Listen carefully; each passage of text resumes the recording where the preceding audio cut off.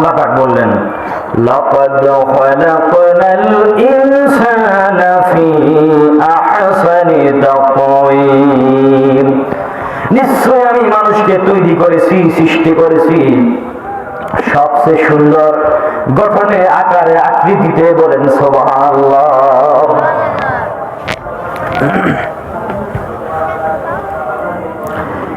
তাফসীর শেষ করতে চলে আসছি। দেখেন এই আয়াতের তাফসীরে আল্লামা জালালউদ্দিন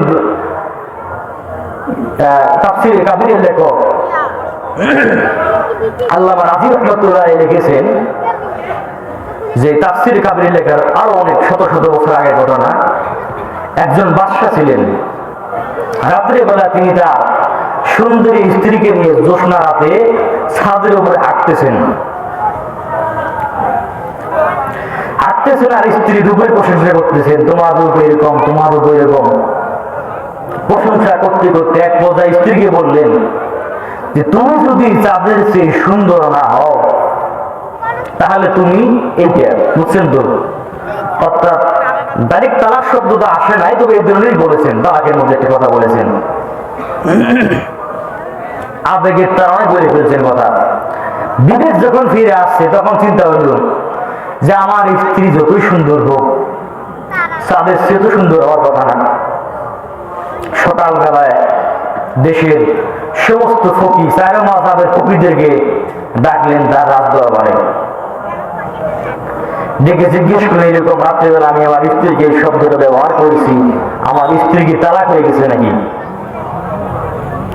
চারো মাযহাবের আলেমগণ বললেন যে হ্যাঁ, আপনার স্ত্রী তালাক হয়ে গেছে।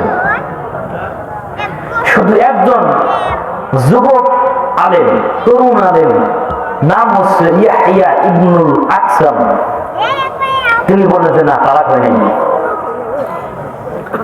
সব আলেমরা বলতে তালাক হয়েছে, একজন চাংড়া যুবক আলেম এ বলতে তালাক হয় নাই। বাদশা রাগ হয়ে গেছে, হাল খালাফতা শুয়ুখান, তুমি কি তোমার উস্তাদদের চেয়ে বেশি বুঝো? তাহলে সেগুলো তুমি বিদ্রোহ করো, তোমার উস্তাদরা বলতেছে তালাক হয়ে গেছে, তুমি বলছো তালাক হয় নাই, তুমি পাই না কোথায়?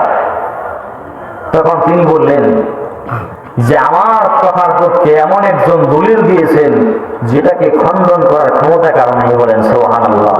তিনি কে? আল্লাহ রাব্বুল আলামিন। তখন তিনি এই সূরা 3 তেলাওয়াত করলেন, ওয়াত-তিনি ওয়াজ-যাইতুন ওয়া তুরি সিনিন ওয়া হাযাল বালাদিল আমিন লাকাদ খালাকনাল ইনসানা ফি আহসানি তাকওয়িম। সুবহানাল্লাহ। বলেন আল্লাহ পাক বলেছেন শপথ 3 যাইতুন, শপথ সিনাই উপত্যকা, শপথ মুহাম্মদ সাল্লাল্লাহু আলাইহি ওয়াসাল্লামের জন্মস্থান, নিরাপত্তার নগরী মক্কা। 4টি শপথ করার পর আল্লাহ পাক বলেছেন নিশ্চয় আমি মানুষকে সৃষ্টি করেছি সর্বোত্তম আকৃতিতে। বলেন সুবহানাল্লাহ। সব আলেমদের মাথা নিচে হয়ে গেছে যে আলেম